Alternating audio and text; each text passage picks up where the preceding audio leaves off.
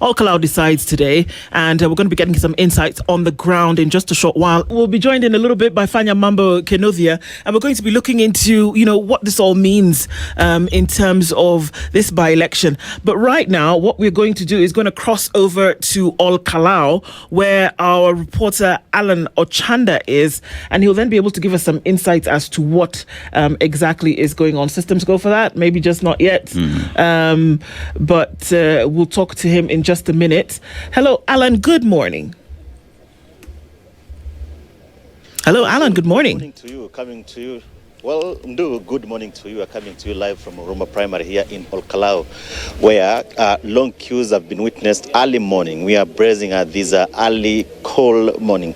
And here, before we let go of the DCP Secretary General Cleophas Malala, who is on standby here to just check on the voting here, because remember that this particular contest has attracted 9 candidates. All of them, of course, are presented by political parties. No independent candidate has been presented here. Remember that the DCP party had expressed apprehension about the heavy deployment of security apparatus, but let's just speak to him about how he has gone about and maybe just assessed if the voting is smooth or not. Maybe karibu sana Secretary General. You are here at Huruma Primary School, where we are expecting that your candidate will be voting in one of the polling stations here. Have you maybe assessed and found out how the voting exercise is going on? First of all, Alan, I'm the deputy party leader. I'm not the Secretary General. But that said and done, I want to say that so far so good.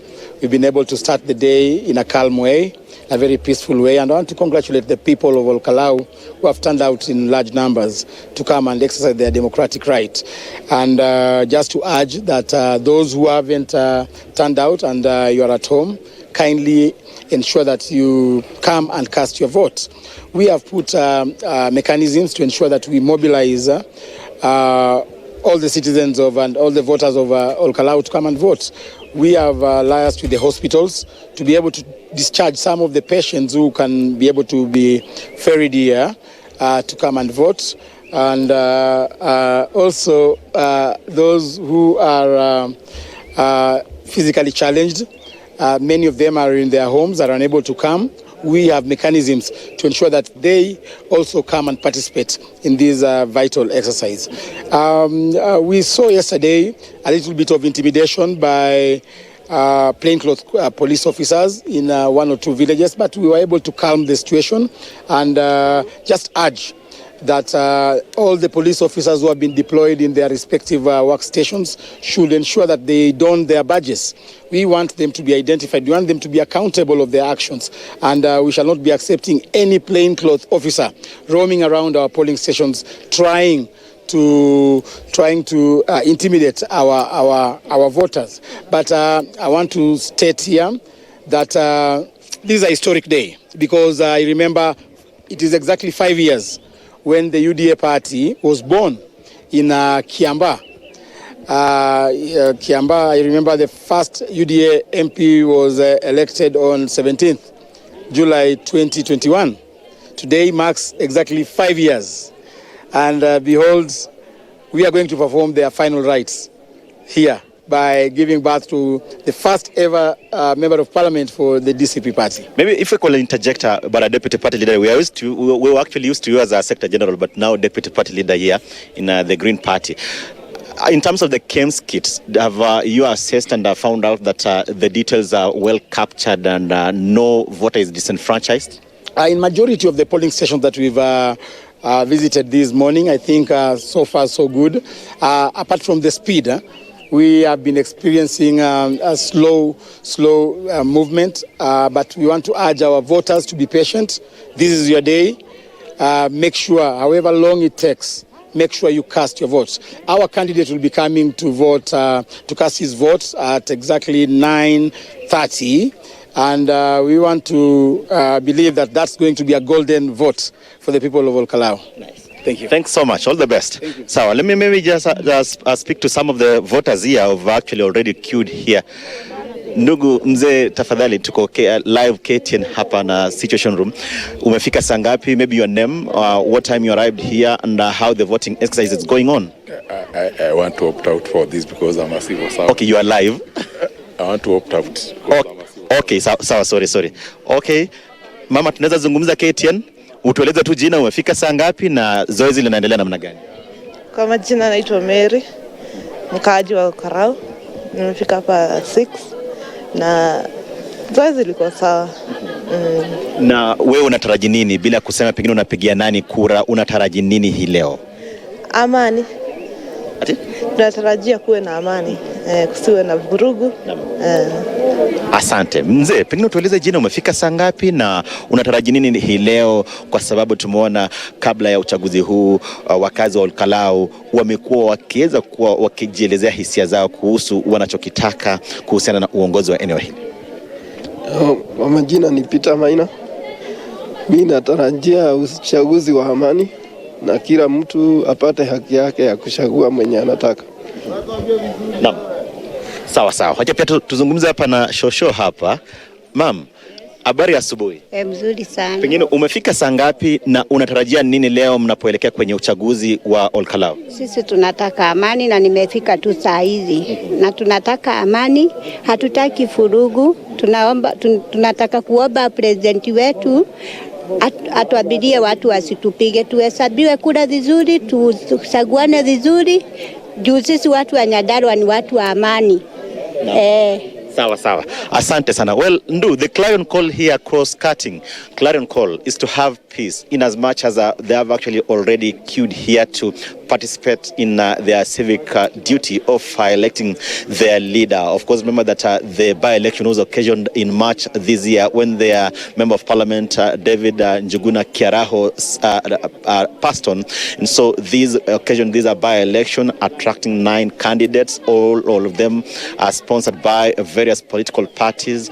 But of course, we've seen the political emotions really being elicited between the UDA and DCP candidates. But from the voters here, they are saying they only want peace. They do not want anything that could unsettle them in terms of the tranquility that has actually been witnessed here over the last few days. But Ndu, we shall be still just visiting majority of the polling stations, because of course all the 144 we shall just be sampling a majority of them to ensure that I'll bring our viewers to speed with what is happening here in Ol-Kalou until the hour when the IEBC will call the by-election and declare the winner of this particular election. Ndu. Alan Ochanda live with us from Ol-Kalou, of course, getting insights into what's going on there. Thanks a lot, Alan, for that. We'll come back to you later on in the morning to find out how things are going. But so far, so good.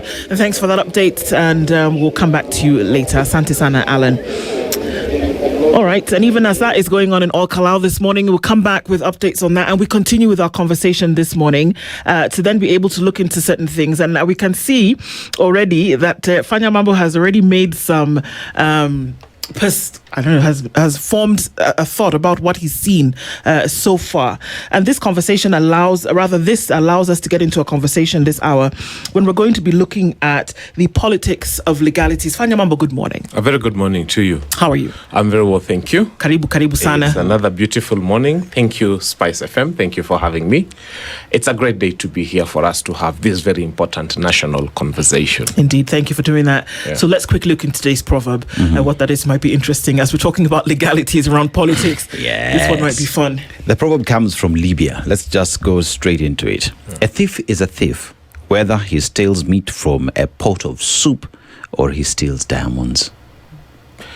Yeah, I think to me, it's the issue of bad things. That it doesn't matter how you try to make it look like one is trivial and the other one is not. If you're doing bad things, you're doing bad things. So let us not sanitize it. And the problem we are having is actually the bulk of the people who are serving sentences are for very trivial offenses. The people who are looting this economy dry, the people who are stealing from us, the people who are causing most of the problems we have, stealing on an industrial scale are actually walking free. So let us not sanitize corruption and call it corruption. It's actually theft. Yeah, it is theft. Well said. Call it what it is. Yeah. What do you see about this Ol-Kalou by-election? I know that the picture that's painted is that there is a by-election and people are going to vote, and then at the end of the day it will be called and we'll know who sits in that parliamentary seat. But what do you see? I think to start with is we haven't really taken advantage of the words in our national anthem. We haven't prayed about this by-election. If you think about it, it starts by saying, "O God of all creation, bless this our land and nation. Justice be our shield and defender," especially in Ol-Kalou. And then when we get there, that's when we continue with the prayer and say that we are praying against those who want to cause violence. If there is any person who wants to shoot any person in Ol-Kalou, may their gun fail to cock. And if it cocks, may it fail to shoot. And if it shoots, may it miss. And if it misses and it doesn't go to the right place, may it land in a tree. We are also praying that in case there is any stuffed ballots, as we may have had, we are praying that that vehicle that is going to carry those stuffed ballots may have an accident. In fact, may it ram into a vehicle that is an exhauster, so that all the contents of the exhauster may empty themselves on that vehicle. We don't want them to die. May they smell for 3 months. We are also praying for those people who are having communications and they are trying to do the bad things, that their walkie-talkies may get confusion. Akipiga simu anasikia Al-Shabaab, anasikia Janjaweed, anasikia communication kutoka Russia. We are praying for total confusion, that there may be a Tower of Babel. We are also praying that if anything, any of those people who is planning evil against our people, that they will have a problem, serious diarrhea by lunchtime. I want them to be admitted at JM Hospital so that they can sleep on those GOK mattresses. And during the course of their treatment, we pray that something bad happens. Ile generator, transformer ilikuwa imetolewa mbele, irudishwe kwao when they are being treated, so that they benefit from candlelight. We will pray for bad things for anybody who is wishing that there be violence in Ol-Kalou. We pray for peace for IEBC. We want them to have the smile of Safaricom customer care agents. We want them to receive people well. How can I give you the ballot? Might you have slept well this morning? We are praying that they are going to be okay. Yeah. If there is any IEBC official who is planning to announce the wrong candidate, may they suffer goiter immediately. May they get cancer of the throat. Wow. May they be unable to speak. May they be unable to announce the wrong results. So we are praying in all honesty that God will be faithful to the people of Ol-Kalou so that they can get the right candidate. Yeah. And we pray for total confusion in the camp of anybody who is trying to plan anything evil. In fact, may the master planner of that thing experience serious problems. May that person find themselves in hospital. We wish them bad luck. But the people of Ol-Kalou, we wish you well. We wish you God's grace. We wish you his blessings. We wish you success. So let us pray. It is very serious because the God we pray to is more faithful and more powerful than all those people who are planning bad things. I think that's the starting point. It's a good place to start. But even while we start there, we look at elections and how it is a legal process. It is a legal process in the sense that they are electoral laws that ought to be followed. There are regulations, there are code of conduct that are in place to govern how these by-election would be handled. Yet we have seen intimidation, we have seen bribery, we have seen corruption. And with all this, there is some looming silence. No action is being taken. No heads are turning. Why would you reckon that is? I'll start from Kipchumba Murkomen and the IG of police. I will tell them that when we needed state protection, when leaders like Akina Orengo were having meetings in Kisumu, and goons were carrying batons and arrows and sticks and everything, the police were not available. When we needed protection in Keumbu for Linda Mwananchi, the police were not available. When Rigathi Gachagua has needed police protection and is being beaten up in Wetima and every place, police are not available. When our people were being beaten, when Muranga governor's bodyguard was being, or driver was being shot in Nyahururu, the police were not available. But when the people of Ol-Kalou offer themselves to queue peacefully, to vote for a leader that they want, suddenly 1,000 policemen are available. What kind of madness is this? Where were there 1,000 police when we were being attacked in Wetima? Where were there 1,000 police when Akina Sifuna were being beaten in Kisii, Keumbu? Where were there 1,000 police when young people were parading bows and arrows in Kisumu town and actually shooting them into a congregation in church? Where were they? So there's a mismatch of priorities in terms of security. When this nation made William Ruto president and he swore to protect the constitution, it is not us, it is him. and he swore to give us peace and order and tranquility. And now what we are seeing is the state meeting violence upon its people.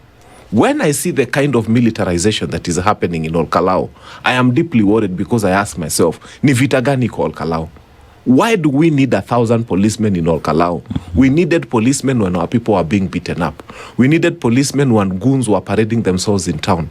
We needed policemen when goons came and the president was launching a bridge in Dagoretti and nothing was happening because the goons were stealing from us during the day. But now that people have decided to offer themselves to what is a very peaceful process, you have 1,000 policemen available. This is where we have a problem with the state. That they overmobilize police when police are not needed. And when police are needed to protect the people, the police are not made available. So this is bad. The constitutional provision is that we want that every ballot is going to count and that every vote is going to be important. What we are worried about is not now that people have queued. What we are worried about is what will happen at 6 o'clock when counting begins. I was in Mbere. I was in a police polling station that was attacked by a CS, and he knows himself, and I keep reminding him, even when we meet. And they came and they did bad things to us, and they left the stations to themselves, and they announced that whatever results they want, and there was no agent from the opposition in that place. We are worried about what will happen after 6 p.m. So we are telling Kenyans to remain vigilant. Voting is one thing, but we want to be allowed to have a transparent counting process.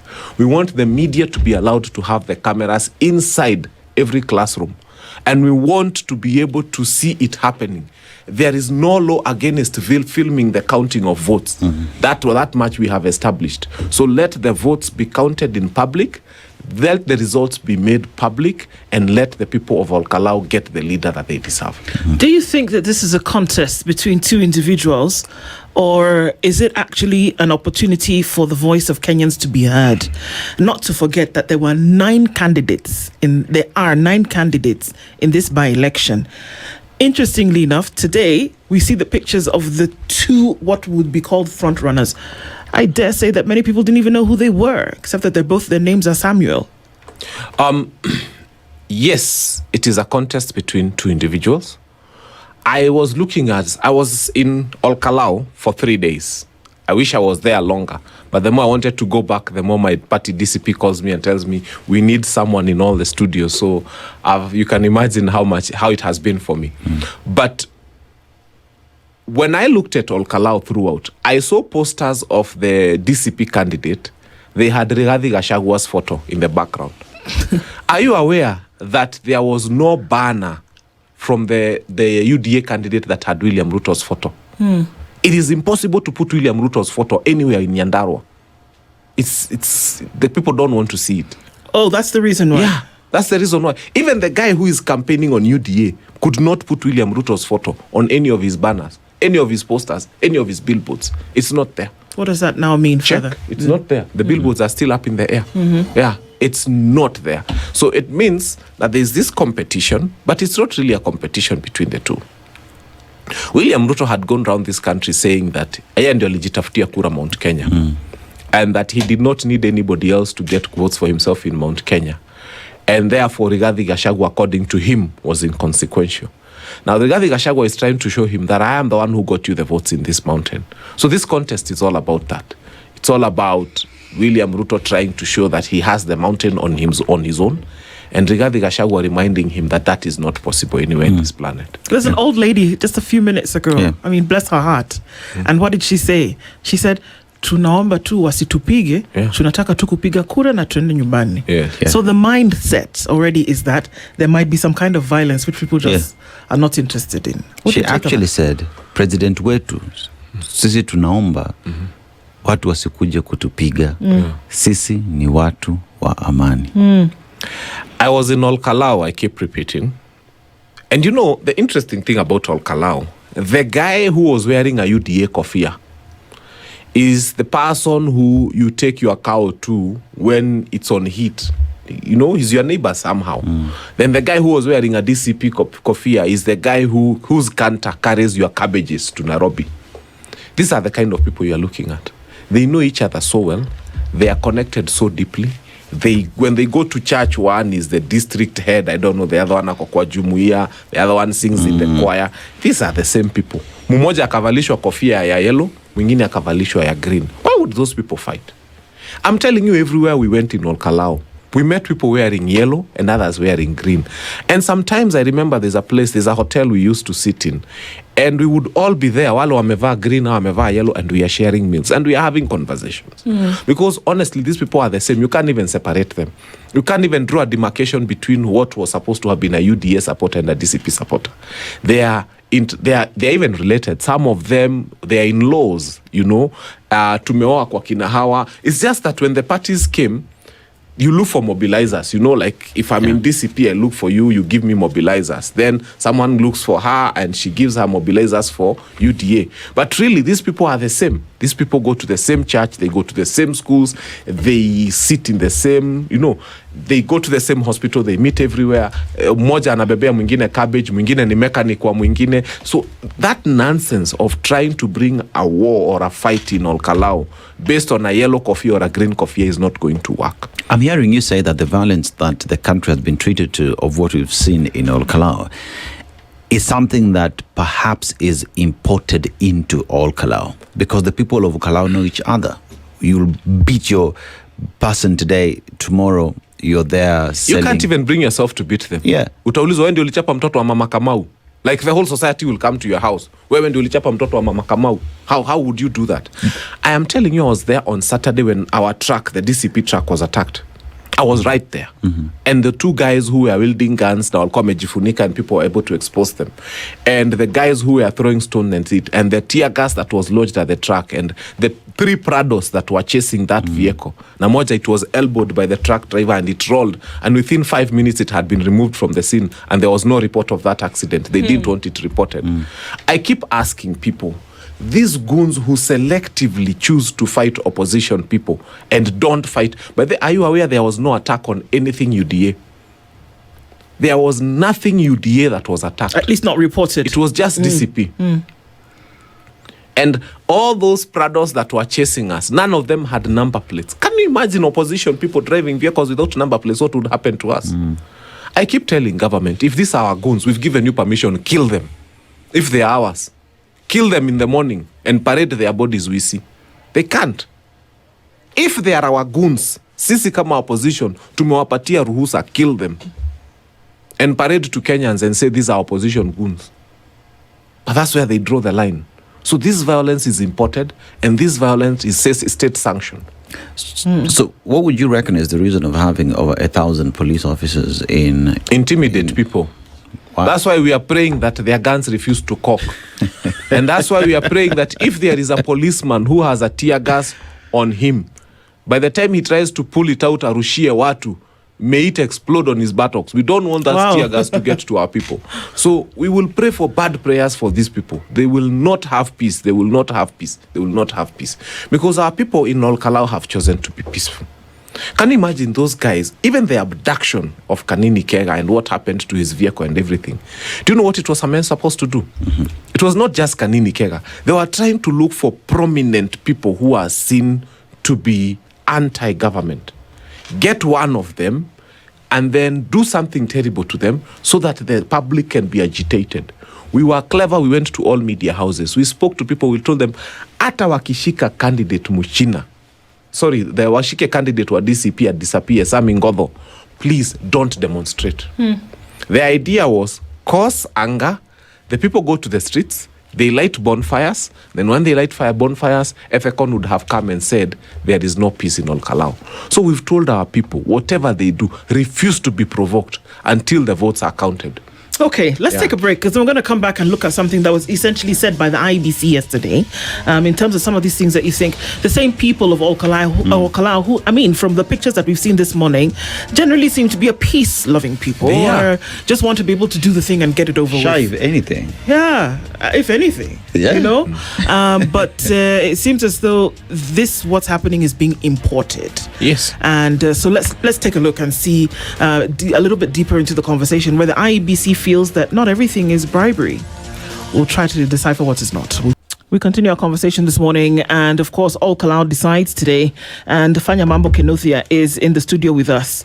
And I mean, obviously, you've talked about political tools. One of them to then be able to instill fear is now when you see the deploying of so many police officers, 1,000 at a go for registered voters of 74,000. Yeah. Is that not what we're looking for? Yes. Looking at in Ol-Kalou. The IEBC said yesterday that not because the run-up to this, Fanya Mambo, is that there was a lot of activity in Ol-Kalou. There were people who would be seen to be getting a little bit of something that would, flavor their vote a little bit. But IEBC Commissioner Ruto said yesterday that citizens do not lose their right to development simply because there is an election. You cannot suspend development during an election period. She also said that not every handout during campaign is bribery. So I am at a pains to understand how you decipher between what is bribery and what is a handout. I think I've been asking this question for a week because according to the IEBC, they seem to know that not all of it is. So then how would you know which is so that you can do something about it from a legal point of view? IEBC is an appendage of State House. Mm-hmm. Full stop. Oh, okay. What they are doing with instructions from elsewhere, not from where they are supposed to be doing it from. Tell me why we have mattresses branded GOK being given only in Ol-Kalou constituency. I mean, we have so many hospitals that don't have mattresses. In where they came from, Mbere, just the other day, Mbere had gone on a demonstration because Ishiara Hospital did not have adequate mattresses. In fact, theirs were cockroach infested. And when people went on demonstration, what did the government do? They shot 2 of them. They killed them for demonstrating and saying Ishiara Hospital doesn't have mattresses. Then all of a sudden, they're able to get mattresses to come and give to the people of Mbere. I saw them pick transformers. And we were told by their MP and others that those transformers have gone for maintenance. And I agree. I actually cannot compete with them. I think Kenya Power has come up with a very serious plant in Ol-Kalou for transformer maintenance so that conveniently only the transformers from Mbere would, fall short of delivery, and therefore they are all carried for routine maintenance, and that maintenance only happens in Ol-Kalou, and it only happens during elections, and we have accepted with them and we believe them, and they are speaking the truth.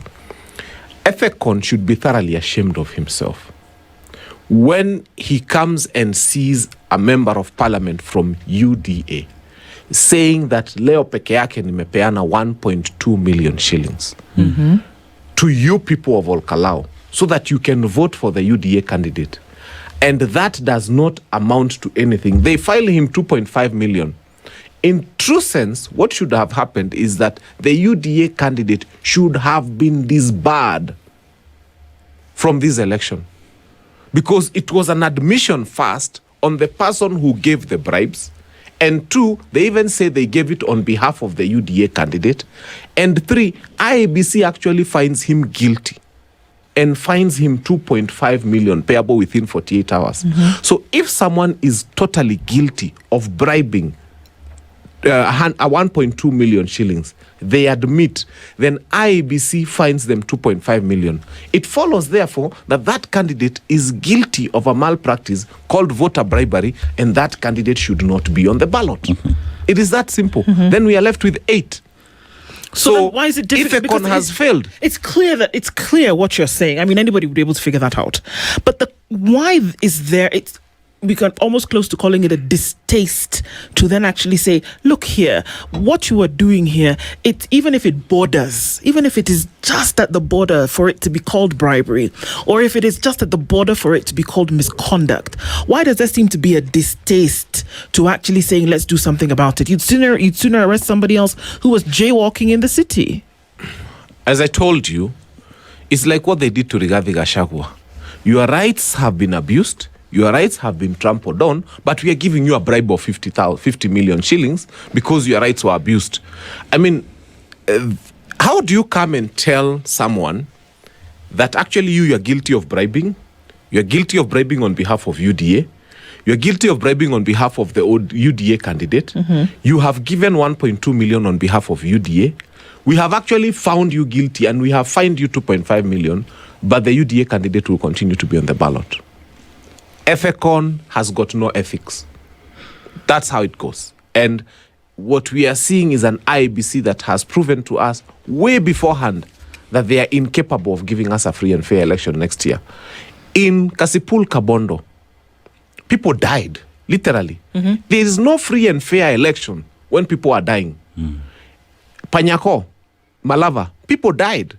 You know, how bad does it get to when you see a goon from Kayole, that fat guy who was beaten up completely and stripped naked and so on and so forth, and he admits he was brought by who? He says who brought them, he said what they were doing, he said everything, but we continued. And IEBC actually announced the candidate as a winner as long as that candidate is a government candidate. So one asks the question, because election is a process and everything will determine the outcome, where we see that the laws have been broken, where today as we see it, you've just stated that IEBC cannot deliver a free and fair election. What guarantees are there then that the process that we're seeing, already the laws have been broken?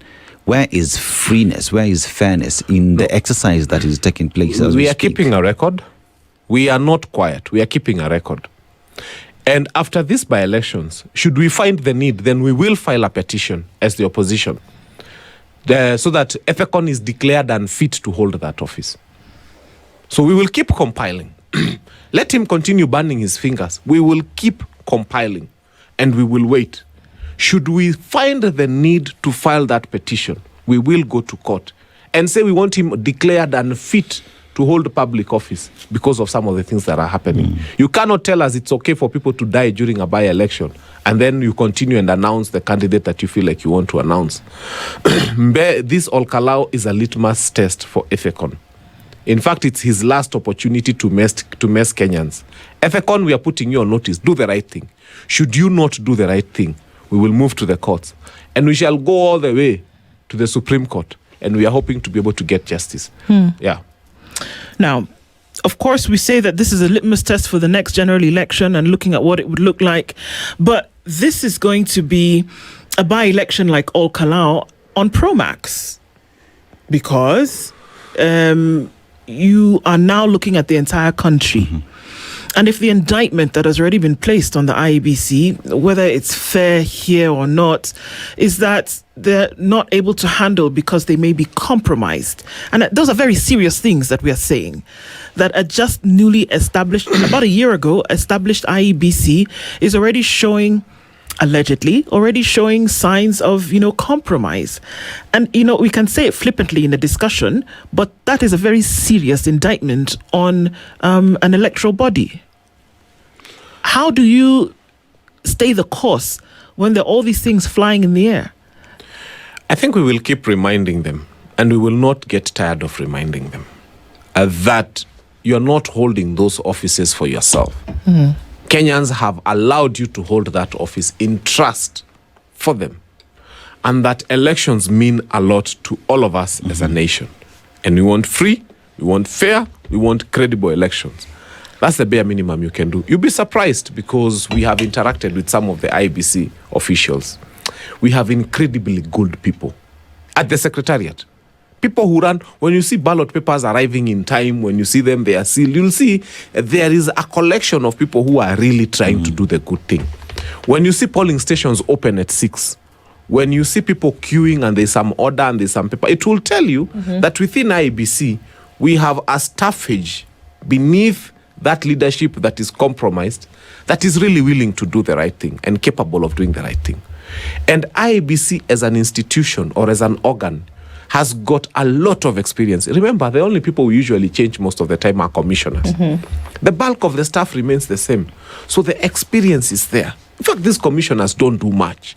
So even if we change them tomorrow morning, it's not going to change much. There's no commissioner who goes there and designs a ballot paper. There's no commissioner who goes there and designs the flow chart of how things are going to happen. There's no commissioner who goes there and... No! These guys can change tomorrow morning and IEBC will continue because IEBC is an institution. It has got clerks with experience. It has got advocates with experience. It has got, finance people with experience. It's not like the head of finance has left IEBC tomorrow morning. It's not like the head of logistics has left IEBC tomorrow morning. The drivers who've been there, they know where the polling stations are. They're probably the same ones who carried the ballot materials during the previous election. So let it not look like if we were to remove the current crop that is not doing well, everything would come to an end. I dare assure you, those commissioners there, other than sitting in boardrooms and doing some funny conundrums here and there, we would replace them tomorrow, a night to the election, and things would still go on. Yep. Yeah. The other person who's rather a body that is supposed to ensure that these elections get to happen according to the law is the government of Kenya. Why do I say that? Because you talk about security, is the government that is in charge. Even financing of IEBC is the government of Kenya. Yet we have seen how the government has gone deep into Ol-Kalou by-elections. We've seen cabinet secretaries, government agencies campaigning openly, and one asks the question where we see that the government is one-sided in this process. How then are we sure, how deep rather is government's hand in this election and trying to sway or tip the results? The cabinet secretaries who allowed themselves to be used that way, and the principal secretaries who allowed themselves to be used that way, shame on you. Because we have 53 million Kenyans expecting services from a cabinet secretary. And that cabinet secretary has moved office. They were actually domiciled somewhere in Nyahururu and Nakuru, serving only 74,000 people and only worried about winning a seat that is one constituency and forgetting their 289 others. And that's why I tell government sympathizers from across the country, I ask them, wewe, kwenyu ni wapi? Maybe Kisii, maybe Migori, maybe Kakamega, maybe even Murang'a. Na we ni mtu wa tutam, ndio. And you are happy that there's a minister who is supposed to have been serving your people, and that minister is somewhere in Ol-Kalou trying to deliver a seat to a party that is making the life of Kenyans terrible. And you continue just, shouting tutam here like someone. We need prayers. In fact, some of these people just need to be prayed for. When you see someone who is shouting tutam at the top of their voice, sometimes you need to understand them. And I think Mathare has not been accommodative enough to some of these people. We need to start finding a way to give them counseling, to get a counseling psychologist, to sit with them, to understand how such a human being would do. I have told you before, there's something called the Stockholm Syndrome. The Stockholm Syndrome happened when some bank robbers moved into a bank. They made everybody lie down, and they held them captive for 6 days. And they would beat them up, they would do all sorts of things. And then towards the third day, these people started getting attracted or addicted to the people who were mistreating them, the captors. And because this guy is giving you permission to go to the washroom, you think he's a really nice guy. He's giving you drinking water from a dispenser, you think. So by the 6th day, when these people were released, guess what they did? Some refused to give testimony against these people in court. Others actually wanted to pay bail for their abductors in court. We are going through a Stockholm Syndrome where some Kenyans are extremely protective of a regime that has done bad things to them. So don't come and think that all these Kenyans are normal. Some of them have been so mistreated by the abductors, they think the abductors are doing them a favor, and now they are defending them. They would even pay cash bill for the person who came and took away their freedom. So let us pray for them and let us help them. Let us even get them psychiatric help if we need to. Anybody shouting tutam that carelessly might be going through a Stockholm Syndrome moment. Well, you've come with prayers today. Why would anybody need to prove the worth of their metal if they were actually doing a good job? I keep saying, I don't remember Mwai Kibaki launching the construction of roads. I remember him opening projects that were complete. Commissioning, yeah. I don't remember him promising roads. I remember him just doing roads. In fact, I don't remember him on Land Cruiser tops. The day this administration will choose to know that there is an office called Harambee House and that it is the president's office, the day they'll decide to know that there's a place where a person who is elected is supposed to sit and work for Kenyans, Kenya will succeed. But for as long as we continue running this nation from Land Cruiser tops and sunroofs, in fact, I think there should ban for some roofs from some cars for some time. To say gari ya president haifai kuwa na sunroof, so that we just sit and work from where we are supposed to work.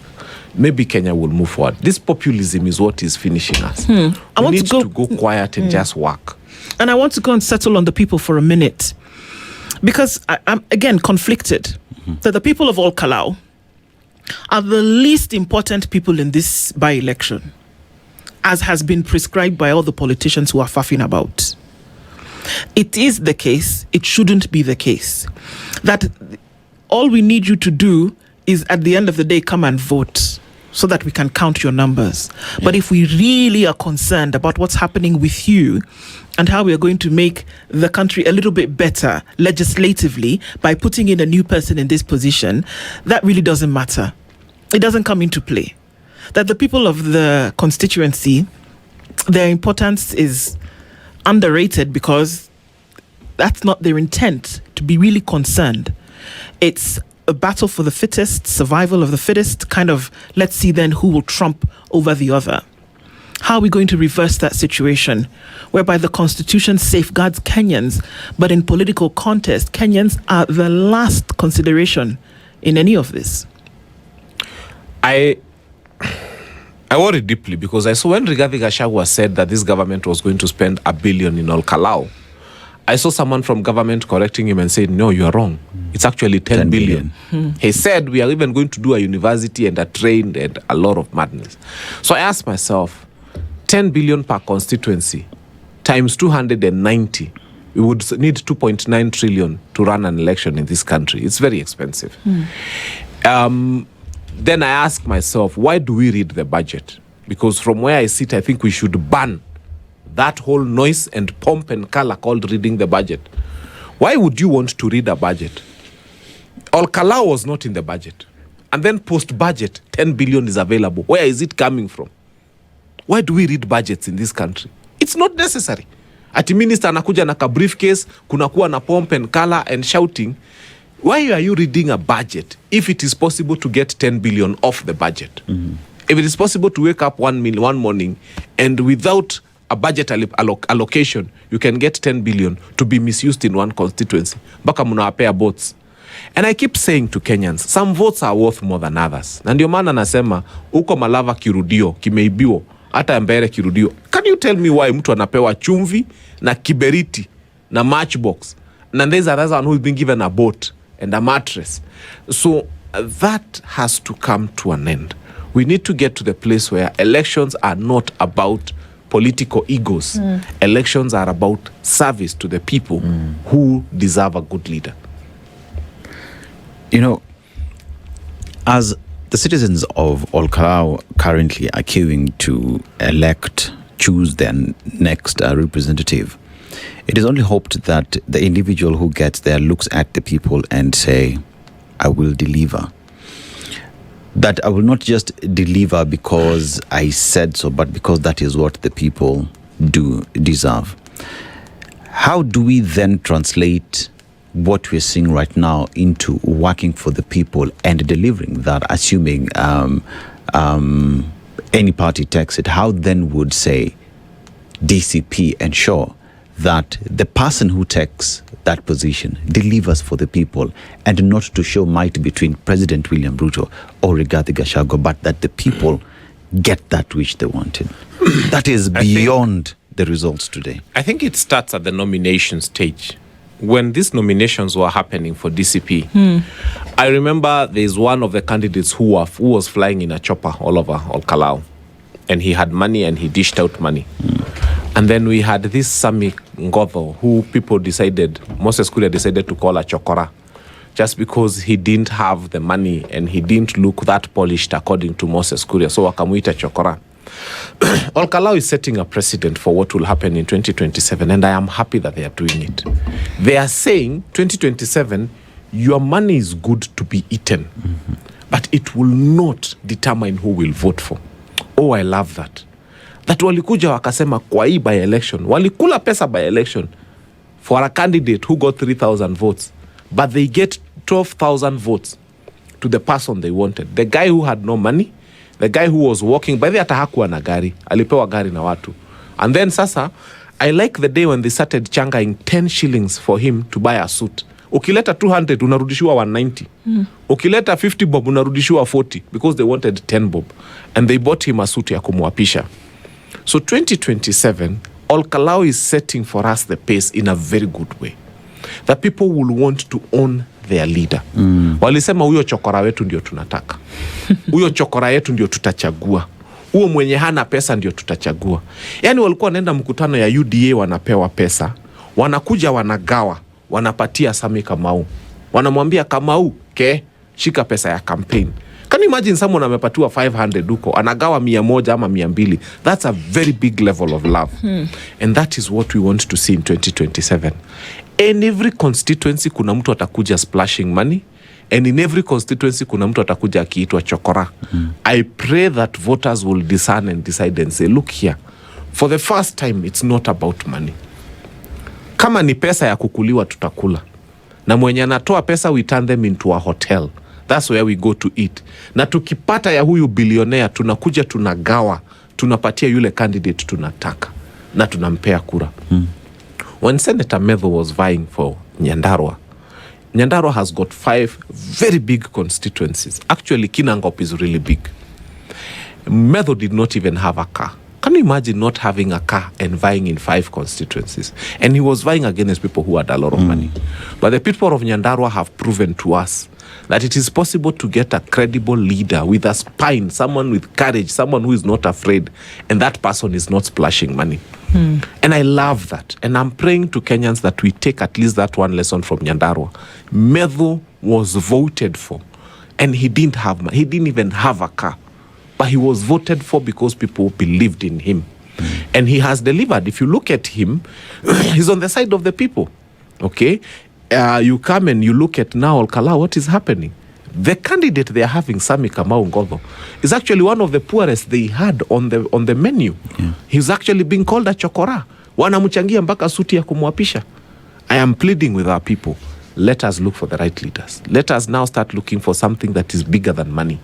Because if you are too poor, the only thing you have is money, then it's bad. Indeed. And that's where we are today. Ol-Kalou decides, but beyond a by-election where votes will be counted and then results will be announced later, that there is a blueprint that is being set for the country moving into the future. And it is the hope that with that blueprint, Kenya will plan. Fanya Mambo, thank you for joining us this morning. Let's wait and see what happens. Asante sana. This is the Situation Room, the only way to start your day.